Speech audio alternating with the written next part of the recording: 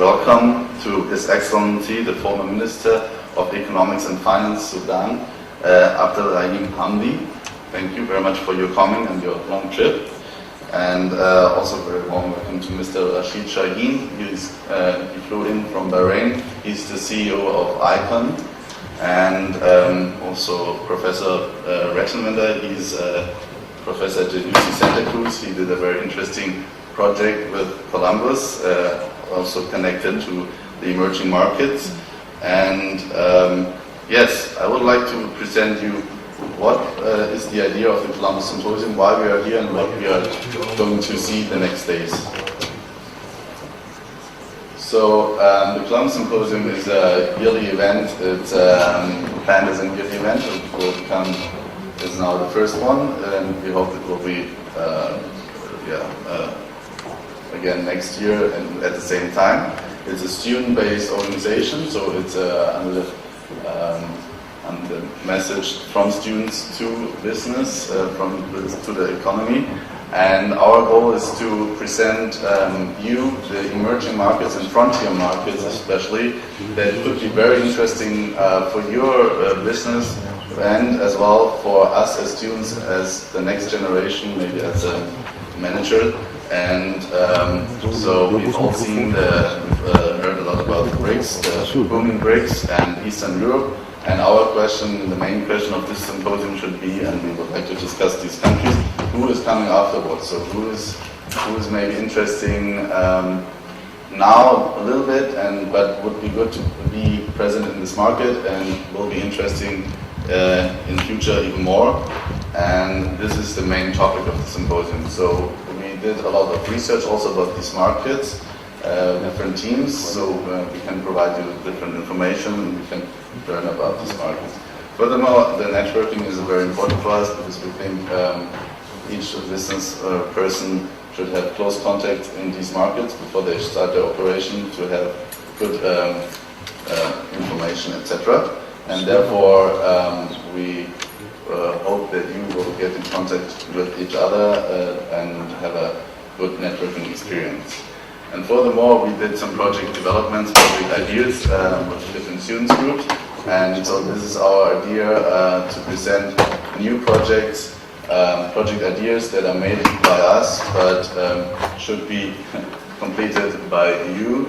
So the idea is to maybe have something, some new ideas, maybe in the beginning crazy ideas, big ideas, but in the end we try to have a good development in these countries with good investment opportunities, and yes, we would like to have a good dialogue on this. And the focus regions, we've chosen the regions are South Africa, Southern Africa, Central Asia, South and Eastern, Southeast Asia, and the Arabic countries as well as Southeast Europe. And this year, the first year, the focus countries will be Azerbaijan, Bangladesh, Serbia, and Sudan, where we have panels afterwards coming for each country with very close and detailed information on this. So, so today we already had a very nice presentation of Ambassador Dr. Woschnak. He will also speak later about the Balkans. Followed by Engineer Wanka. He is also speaking about why are these markets so important for international corporations like Starbucks. And Mr. Gelasic is speaking about the financial background of these markets, how the structure should be. And Mr. Wolfgang Goebbels is the Vice President of McDonald's Germany, is also speaking from the perspective of a food service company, and that has a very large presence in the whole world and has faced many challenges as being one of the first big international corporations in the segment. And we have an infrastructure forum with Mr. Diplom Engineer Miko, Managing Director of Alpine, as well as Mr. Konrad Bernstich and other very interesting speakers. And then afterwards we will start to discuss about these markets in detail with this Sudan forum. And I already mentioned His Excellency Mr. Abdel Rahim Hamdi, Minister for Economics and Finance, former Minister, will give us very interesting information about Sudan. And Bojan Jankovic will have a very interesting presentation about Serbia and its investment opportunities.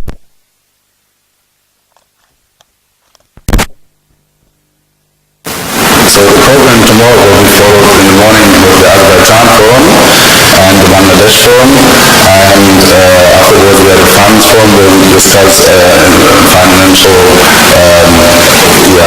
opportunities to investor as well as the risk management in these countries and all the structure behind this. And followed by this will be the management education forum where we have ask a question: how should be the education of us as an international manager in future? What are the challenges we need to know, we need to get prepared to, and so on. And in the end we have two speeches, one about the logistic challenges of the global trade and a presentation of one of our projects. On the last day we will have the presentation of the new Columbus project, focus countries, which are represented by His Excellency the Ambassador of the Democratic Republic of Congo, Mrs. Shakembo, and Mongolia, which is represented by His Excellency Dr. Enk Kazilkan, and already mentioned Mr. Rashid Shaheen, who will present Bahrain, the financial center of maybe Arabia, as well as maybe also in future as a gateway for us to new regions. Sladjana Pravakovic is also speaking about infrastructure in our infrastructure connected to energy in our energy forum. Yeah, and I would like to thank very much all the people who helped us, the University of Applied Sciences here in Salzburg, who offer us the opportunity to have this event here. Dr. Busek, the patron, he's also the rector of this university, and vice patron as well, of course, and the managing director, Mr. Magister Ribic, and the deputy managing director, Karin Mayrit, Dr. Walter, and also all the technicians, all the background helpers who help us here. Yeah, thank you very much for you coming, and I hope you will have a very interesting day today and the next 2 days and learn more about these markets we are presenting. Thank you.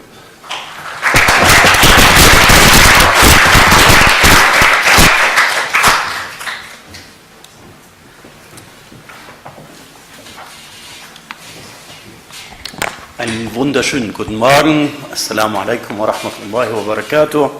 Wonderful good morning to everybody. I'm delighted to be here to speak in this very dignitarian audience, and would like to start by thanking Columbus Symposium for everything in this wonderful organization, and also the support in the organization of this good weather outside. It's hard for us to be inside looking to the wonderful landscape of surrounding area.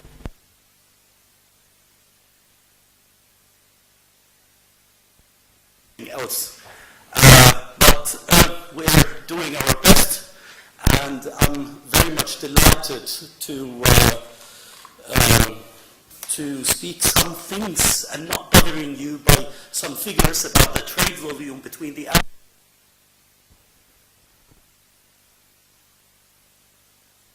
0.7 billion at the year of 2008. I want to go into deep details. Let me just try to start by a very wise word of an Arab sage who said, "Greatness is achieved only through hard work. The reach, the atom, costs sleepless nights. To find pearls, you have to dive deep into the sea. Only then you will attain sovereignty and grace. But only craving for greatness while doing nothing will find you at the end of your life empty-handed, wanting the impossible." Similar words have been presented at the elder building of the University of Vienna for Omar al-Khayyam, who is a known Islamic and Iranian poet. In those building of the University of Vienna, which is the second oldest university in Central Europe, founded 13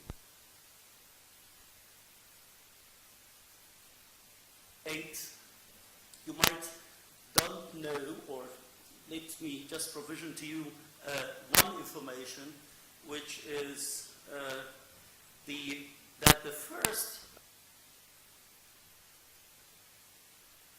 founded in the year of 859, and this university called Al-Qayrawiyyin in Fez in Morocco. As a result, the European university inherited the knowledge of the Arabs that was in turn influenced by the Hellenic culture, as Socrates, Plato, Aristotle were considered the Greek genius. So were Al-Hasin, who made significant contributions to the principles of optics, as well as to the physics, anatomy, astronomy, engineering, mathematics, medicine, philosophy, psychology, visual perspection, and to the science in general with his early application of the science methods. Jabir ibn Hayyan, the chemist, and the philosophers Averroes and Al-Kindi, the astronomer Al-Khawarizmi, and the polymath Biruni, they spread the light over the world.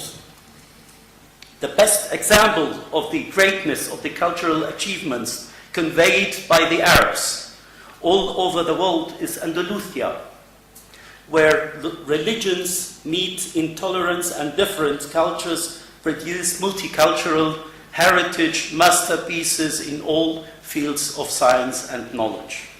Andalusia was not only a meeting pot of races and ideas, it was also an inexhaustible spring of science and scientists, such as the scientist and Dr. Al-Zahrawi, who was the most famous surgeon that inspired Europe, and as Sigrid Hunke said, he founded the science of surgery, and many others who paved the way of Europe for Europe to begin the Enlightenment movement, carrying a broad prospect of scientific research, creativity, and innovation. And when I refer to the foundation of the computer science and say that the Arabs and Muslims developed this science and excelled the applied science such as mathematics and logarithms, I'm not saying anything not new. In today's world, Europe is trying to pay back some of this to the Arab world through giant investment projects that transfer the advanced technology back to the Arab countries. In return, those countries, the Arab countries, especially in the Gulf region, according to the information of the Federal Chamber of Commerce in the Arab Gulf regions, invest in projects worth $2.4 trillion. This opens the doors to the economic partnership between Europe and the Arab world. They are considered natural partners of Europe, not only of petroleum and gas, but in all areas of trade and investment. And we have here a best example by the company of Strabag, who has a turnover investment of 600 million euro in the Arab countries. The global economic crisis, which has been touched by His Excellency Ambassador Vushnak, which left its negative effects on the Western country, was a kind of window through which Europe rediscovered the Arab countries as an economic partner that cannot be disposed of.